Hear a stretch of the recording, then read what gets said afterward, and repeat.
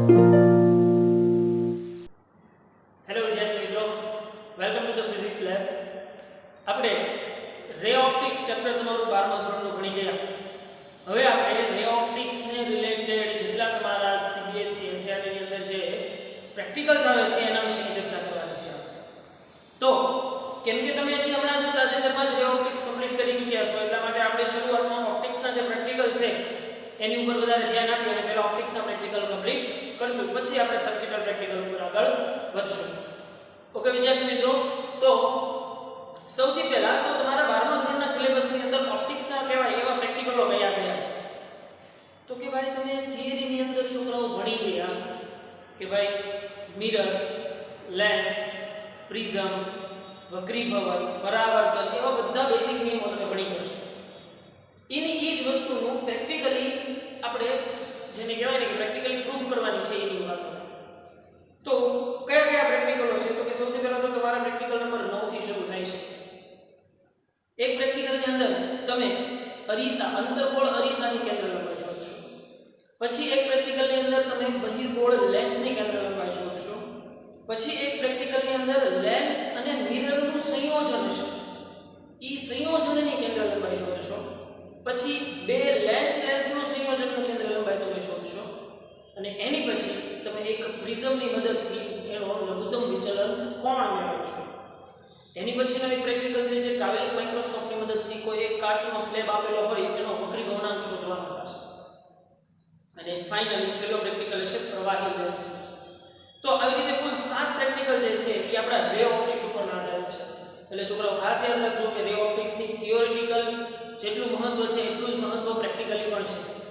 એટલે ખાસ રે ઓપ્ટિક્સની અંદર હજી જો કોઈ પણ 50 રહી ગઈ હોય તો મારા પ્રીવિયસ વિડિયો જોઈ અને એ થિયરી એના કન્સેપ્ટ છે એ વધારે ક્લિયર કરી લેવા. ઓકે ભાઈ, તો આજે આપણે શરૂઆત કરીએ અંતર્ગોળ અરીસાનો ઉપયોગ કરી જુદા જુદા વસ્તુ અંતર u ને અનુરૂપ પ્રતિબિંબ અંતર v શોધો અને તેની કેન્દ્ર લંબાઈ શોધો.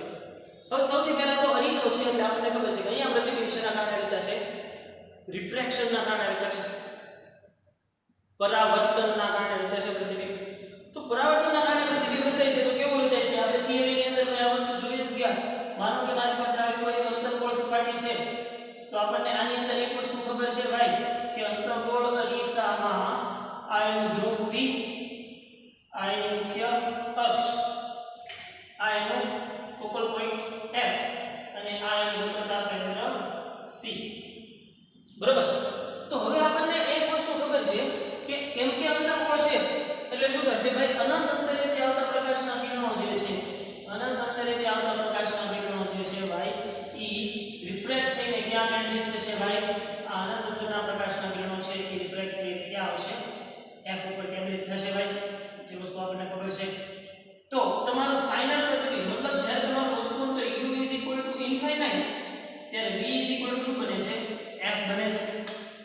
આટલી બેઝિક વાત છે એ તમને ખબર છે. પણ હવે જરૂરી તો નથી કે આપણી વસ્તુ છે એ અનંત અંતરે જ પડી હોય.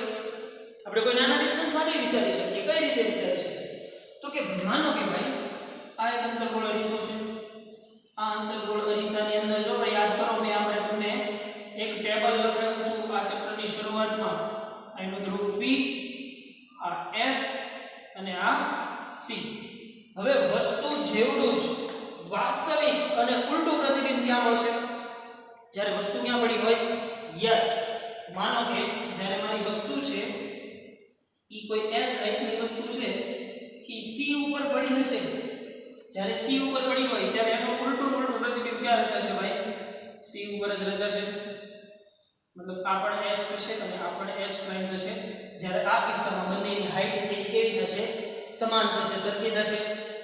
હવે જો વસ્તુને હું c થી દૂર લેતો છું, યાદ કરો આ બધા કિસ્સાઓ આપણે ભણી ગયા છીએ ભાઈ. તો જો હું વસ્તુને c થી દૂર લઈ લઉં છું, માનો કે વસ્તુને હું અહીંયા લઈ ગયો c થી દૂર લઈ ગયો, તો તમારી ઇમેજ છે એ ક્યાં શિફ્ટ થશે? આ તરફ શિફ્ટ થશે ભાઈ. તમારી ઇમેજ છે એ ક્યાં શિફ્ટ થઈ? અહીંયા શિફ્ટ થઈ. તો જો આ h હાઈટ, આ h પ્રાઇમ હાઈટ, તો આપણને ખબર છે કે h greater than h prime થશે. મતલબ વસ્તુનું પ્રતિબિંબ જે છે એ કેવું મળશે? નાનું મળશે. આ કિસ્સામાં મળશે કે નહીં? હવે માનો કે હું વસ્તુને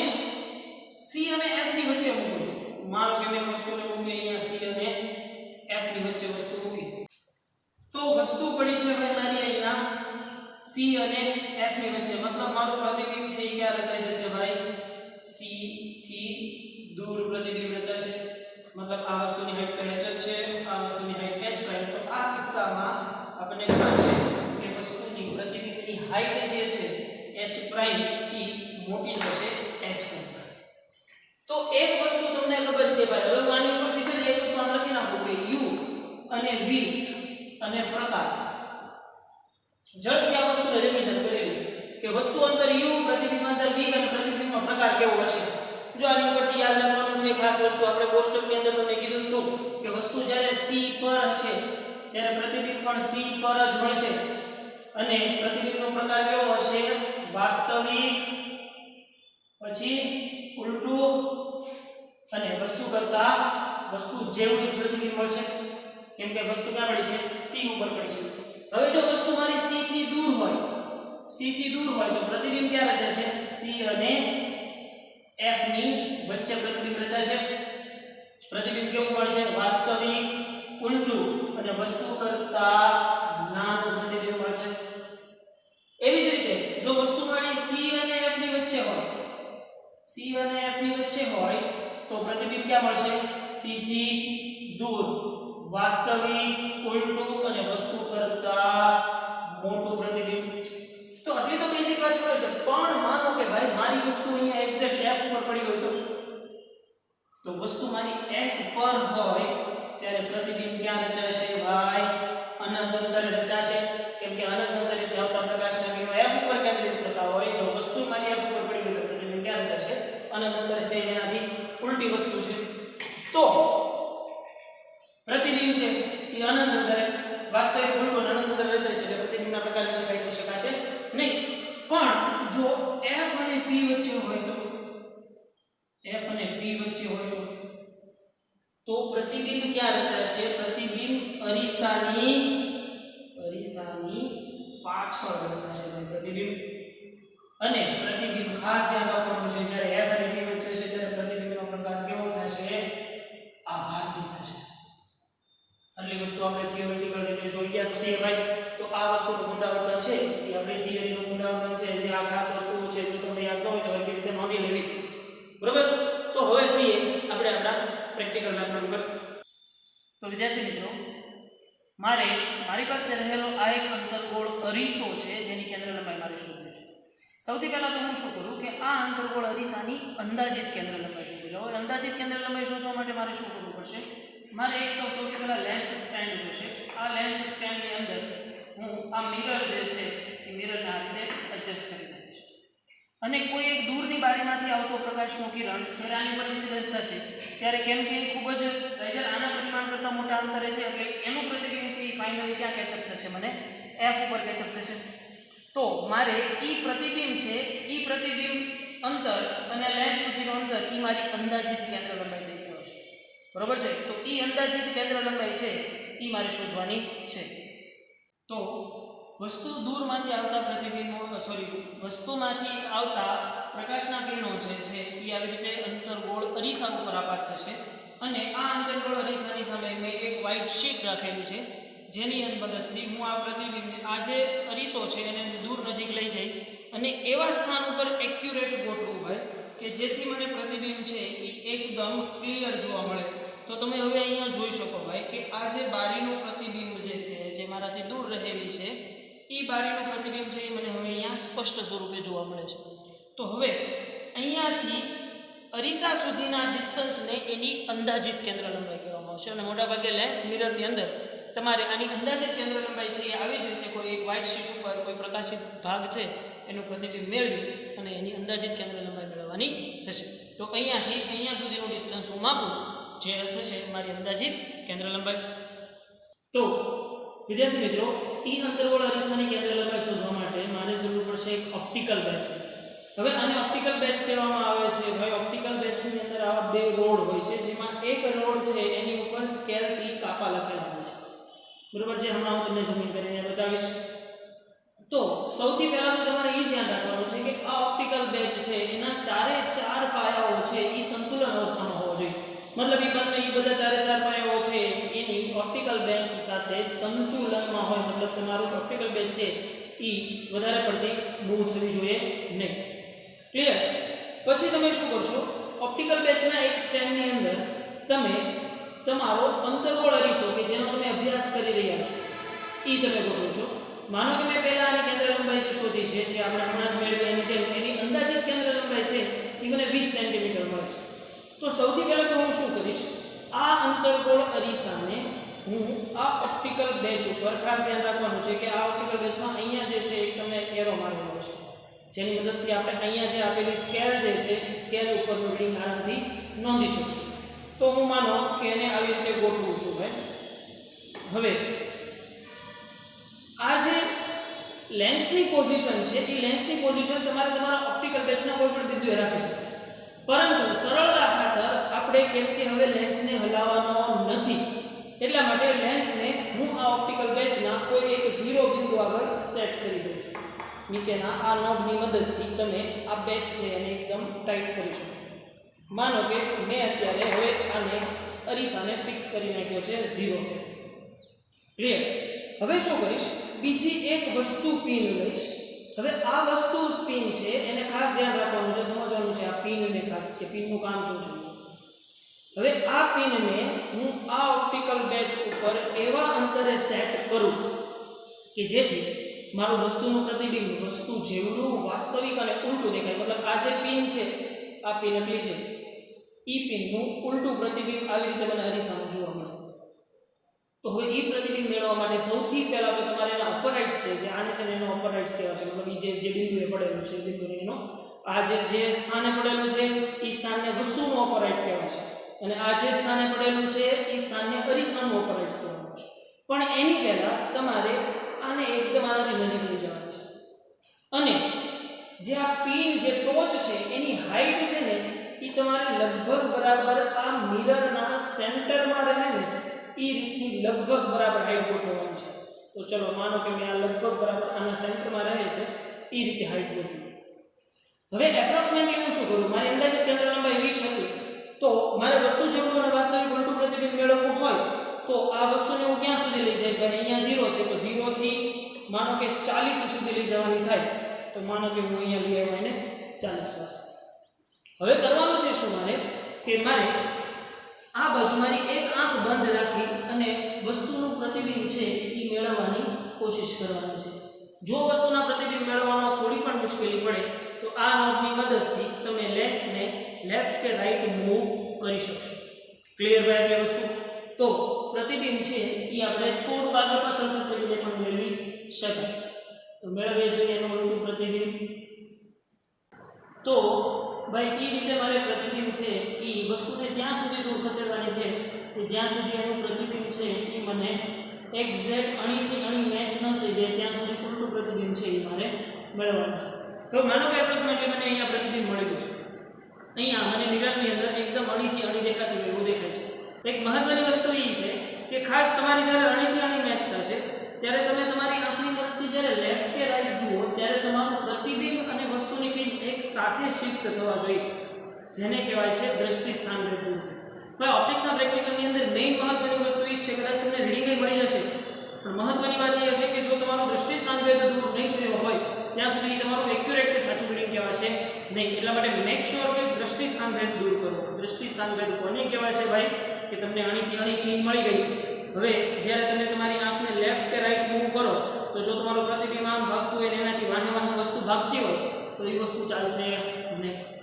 મતલબ વસ્તુ અને પ્રતિબિંબ તમારી આંખને જ્યારે લેફ્ટ કે રાઈટ મૂવ કરો ત્યારે એક સાથે મૂવ થવા જોઈએ. ઓકે ભાઈ? તો જોઈએ આપણે એ વસ્તુ અહીંયા. તો વિદ્યાર્થી મિત્રો, તમે હવે જોઈ શકો છો કે તમને પ્રતિબિંબ જે છે એ આની અંદર ઉલટું પ્રતિબિંબ જોવા મળે છે. હવે દ્રષ્ટિ સ્થાન ભેદ દૂર થઈ ગયું એમ કેમ જોવા મળશે? જુઓ, તમારું જે પ્રતિબિંબ છે એ તમને એક્ઝેક્ટ આની અંદર ઉલટી પિન જોવા મળે છે. તમે આરામથી જોઈ શકો છો એ વસ્તુ. હવે જો તમે લેફ્ટ કે રાઈટ મૂવ કરો તો તમારું પ્રતિબિંબ છે એ પણ સાથે સાથે લેફ્ટ કે રાઈટ મૂવ થવું જોઈએ. તો આને દ્રષ્ટિ સ્થાન ભેદ દૂર કર્યો તેમ કહેવાય. ઓકે ભાઈ? તો આ વસ્તુ તમે આરામથી જોઈ શકો. જુઓ, તમને પિન છે એકદમ ઉલટું પ્રતિબિંબ છે, અણીથી અણી મેચ થતી હોય એવું દેખાય છે. ક્લિયર ભાઈ?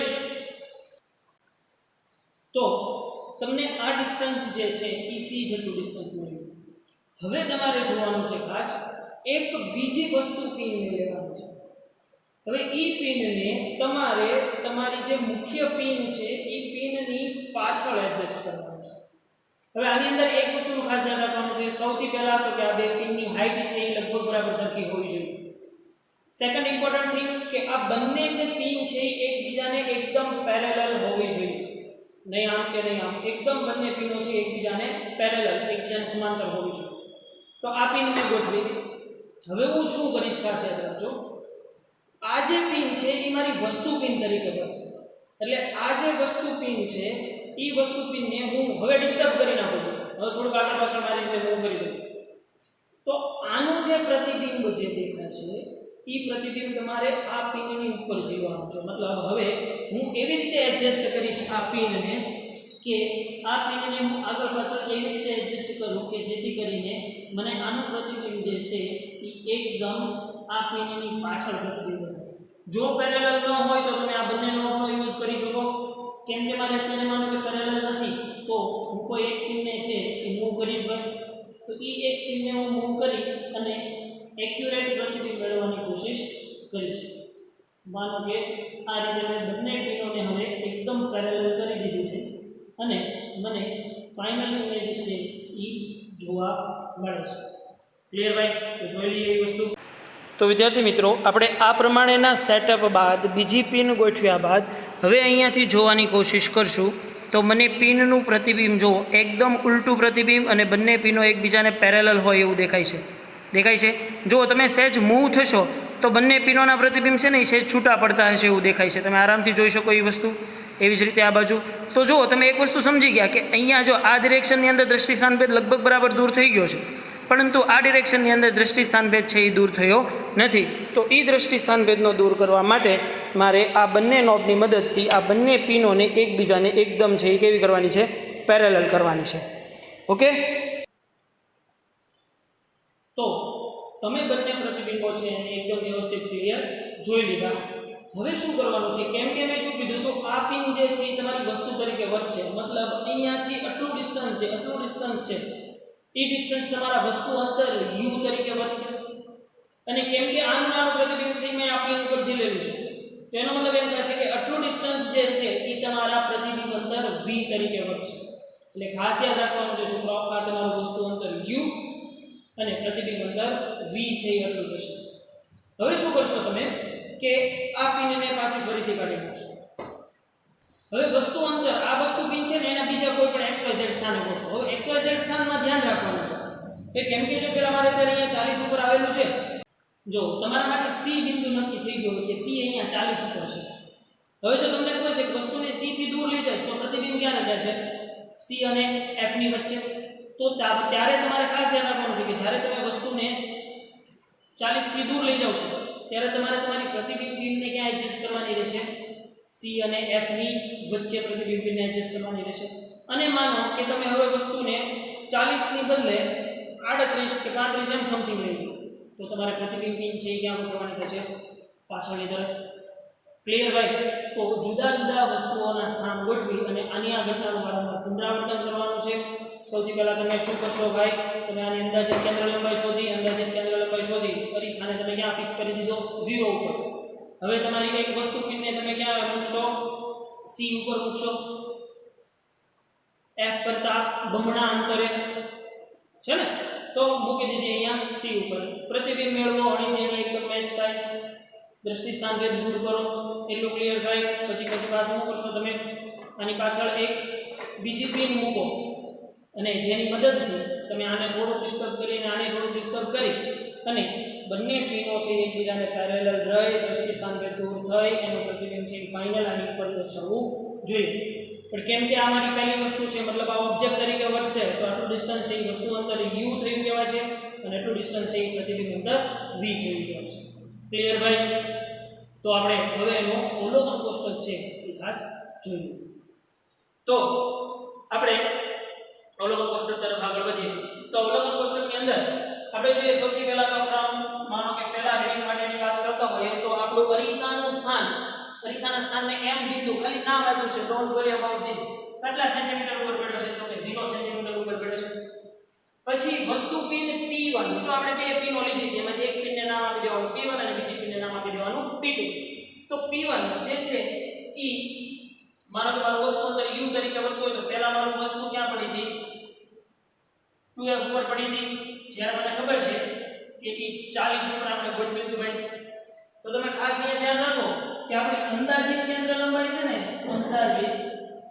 અંદાજિત કેન્દ્ર લંબાઈ f જે છે એ આપણે કેટલી મળી હતી 20 સેન્ટીમીટર મળી હતી આ ખાસ યાદ રાખી લેવાનું જે તમને મળતી હોય એ તો જ્યારે વસ્તુ પિન p1 બરાબર 40 તો પ્રતિબિંબ પિન p2 હવે પહેલા તો શું કર્યું હતું એક્ઝેક્ટ c ઉપર જ મેળવ્યું હતું તો p1 છે એ જ p2 થઈ કેવા છે ભાઈ ખાસ યાદ રાખજો પહેલા કિસ્સાની અંદર જે શરૂઆતમાં આપણે ખાલી પ્રતિબિંબ જોયું હતું તો આ જે છે એ કેવી થશે 40 થશે હવે વસ્તુ અંતર કોને કહેવાય છે તો કે p1 થી m સુધીના અંતરને મતલબ p1 m કરું એટલે મને વસ્તુ અંતર u મળે તો e થશે 40 સેન્ટીમીટર એવી જ રીતે પ્રતિબિંબ અંતર v એટલે શું થશે બસ પ્રતિબિંબ પિન થી અરીસાનું અંતર મતલબ શું થશે p2 m એટલે v થશે જે મને કેવું મળશે 40 તો હવે તમે આની ગણતરી કરો તો તમને કેન્દ્ર લંબાઈ f છે એ અંદાજિત 20 સેન્ટીમીટર ની નિયર પર મળે છે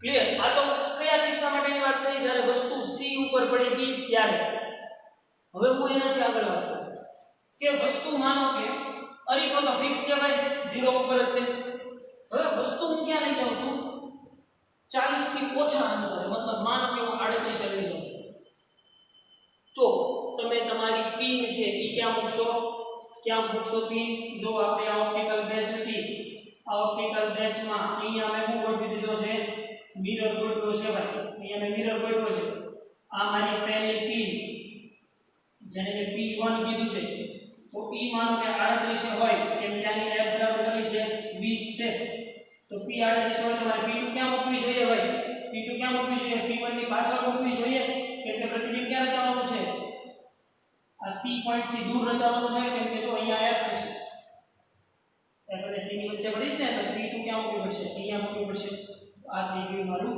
p2 તો માની લો કે આ 38 સેન્ટીમીટર છે એટલે આ માનો કે 42 સેન્ટીમીટર થતું હોય અને થતું જ હશે કેમ કે જેટલું તમે આપી c ઉપર હતો ત્યારે એક્ઝેક્ટ પ્રતિબિંબ મળતું તો c થી જેટલા સેન્ટીમીટર અંદર જશો વસ્તુ હોય તો એટલું પ્રતિબિંબ અંદર બહારની તરફ ખસશે તો આ 40 માંથી 38 શું હોય તો આ જે છે 40 માંથી 42 થાય એવું સિમ્પલ લોજિક ની તમે યાદ રાખી શકો તો એ 42 સેમ જ રીતે આ કેટલું થઈ જશે વસ્તુ અંદર 38 આ 42 સંજ્ઞા પદ્ધતિઓનો ખાસ યુઝ કરવો સંજ્ઞા પદ્ધતિ આપણે થિયરીની અંદર ખૂબ સારી રીતે સમજાવી છે કે કોને માઈનસ લેવાનો કોને પ્લસ લેવાનો બરાબર આના બધા જ વાસ્તવિક પ્રતિબિંબો માટે બધા અંતરો છે એ કેવા આવશે ઋણ આવશે તો આની કેન્દ્ર લંબાઈ f છે એ તમને નિયર બાય 20 મળવી જોઈએ સિમ્પલ વસ્તુ ઓર્ડર થઈ ગઈ હવે ત્રીજો એમાં એટલે પાછું 38 ને બદલે 36 રાખવું પછી 34 રાખવું આ વેલ્યુ છે એ તમે તમારી રીતે એડજસ્ટ કરી શકો એમાં નો ડાઉટ હવે એને અકોર્ડિંગ જે